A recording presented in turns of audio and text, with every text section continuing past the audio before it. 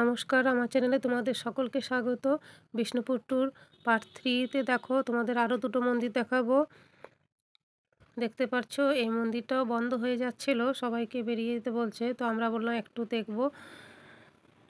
অনেক কষ্ট করে এসেছি, তো যাই হোক ঢুকতে দিল ওই সিকিউরিটি গার্ডটা। তো তোমরা দেখতে পাচ্ছ সব পাথর দিয়ে তৈরি মন্দির। দেখতে পাচ্ছ ওই আগের মন্দিরগুলোতে ঠাকুর ছিল না, কিন্তু এই মন্দিরটাতে ঠাকুর থাকে। তোমাদেরকে দেখাবো, তোমরা ভিডিওটা দেখো তাহলেই তোমরা দেখতে পাবে যে কি ঠাকুর থাকে এই মন্দিরে।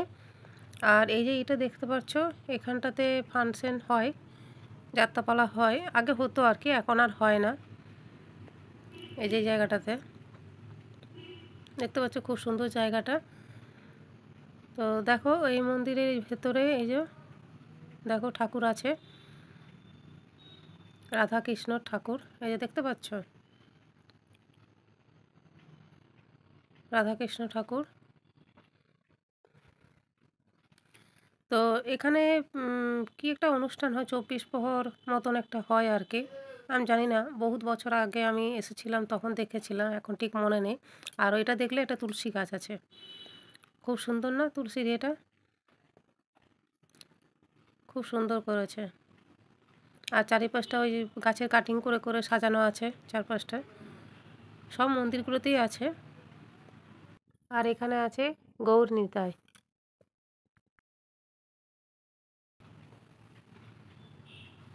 জয় রাধাকৃষ্ণ।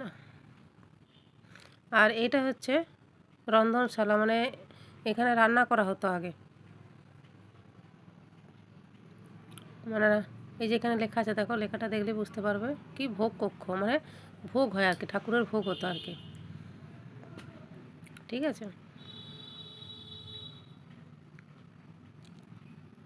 ভিডিওটা তোমরা দেখতে থাকো, তাহলে পুরো ভিডিওটা দেখলেই তোমরা বুঝতে পারবে যে আমাদের এখানে কতগুলো মন্দির। তাও আমি সব মন্দিরগুলো দেখাতে পারছি না, অনেক মন্দির আছে, কারণ সব মন্দির তো যাওয়া সম্ভব নয়। 5টা এমনিতে অলরেডি বেজে গেছে, সব মন্দির বন্ধ হয়ে গেছে। তো তার মধ্যেই কয়েকটা দেখালাম। ঠিক আছে, এরপর বেরিয়ে যাচ্ছি আমরা, কারণ টাইম তো হয়ে গেছে অলরেডি। তো যাই হোক, এই যে দেখতে পাচ্ছ এটা গেটটা, এটা দিয়ে বেরিয়ে এসেছি। এই মন্দিরটা তাহলে দেখা হয়ে গেল আমাদের। এরপর যাচ্ছি আরেকটা মন্দির, যেটা দেখলে তোমরা হয়তো চিনতে পারবে বা অনেকে এসে দেখেছো। চলো তোমাদেরকে দেখায়। এই যে ঢুকছি, বলো তো এটা কোন মন্দিরে আমরা ঢুকছি? এটা হচ্ছে, বলো তোমরা, এটা হচ্ছে বট গাছটা, দেখতেই পারছো কত বড় বড় ঝুড়ি মাটিতে এসে মিশেছে। আর এই যে দেখতে পাচ্ছ এটা হচ্ছে মা মৃন্ময়ী মন্দিরের মূর্তি। এখানে দুর্গাপূজা খুব ধুমধামভাবে হয়। এখানে এলে সে ছোটোবেলাকার কথা মনে পড়ে যায়, কারণ অষ্টমীর সময় এই কামান দিয়ে যেটা গোলা ছোড়া হয় সেটা দেখতে আসতাম বাবার সাথে, খুব মন খারাপ লাগে, বাবার কথা মনে পড়ে যায়।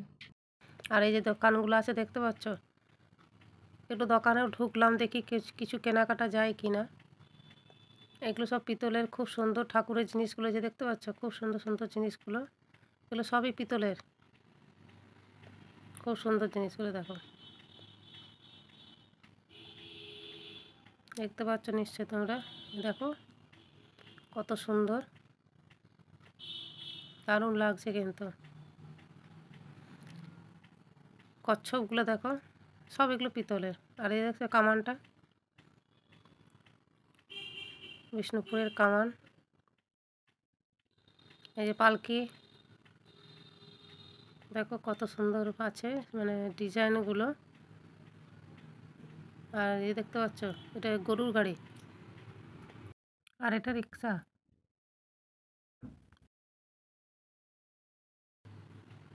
তো দেখো খুব সুন্দর সুন্দরভাবে বানিয়ানো পিতলের জিনিস, এগুলো সব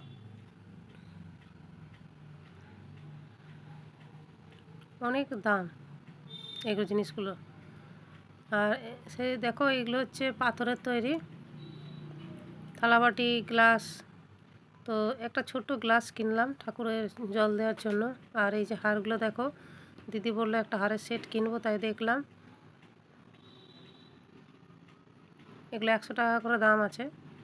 আর ওর পাশেই একটা এই মানে পার্কের মতন আছে, তো দেখতে পাচ্ছ মহারাজা বীর হাম্বির উদ্যান। এই একটা ওর ওর ভেতরেও একটা কিন্তু মন্দির আছে, ঠিক আছে। ওই মন্দিরে অবশ্য কেউ ঢুকে না। আর এটা হচ্ছে রাজদরবারের গেটটা এটা। এই পার্কে আমরা ঢুকলাম না, কারণ সময় নষ্ট হয়ে যাবে। কারণ এখান থেকে আর একটা জায়গায় যাওয়ার কথা আছে, সেখানে গিয়ে অনেক সন্ধে হয়ে যাবে, তার জন্য আর এইটাই ঢুকলাম না। এটা শুধু পার্ক তো, ওই জন্য আর ঢুকলাম না। তোমরা দেখো এই যে পার্কে সবাই ভেতরে অনেকে ঢুকে আছে, আর তার ভেতর ওই একটা মন্দির আছে। তো যাই হোক, অনেক তো ঘোরাঘুরি হলো, তো একটু কিছু খাওয়া যাক। তার জন্য পাঁপড় ভাজা খেয়ে বেরিয়ে পড়লাম আর একটা জায়গায় ঘুরতে যাব তার উদ্দেশ্যে।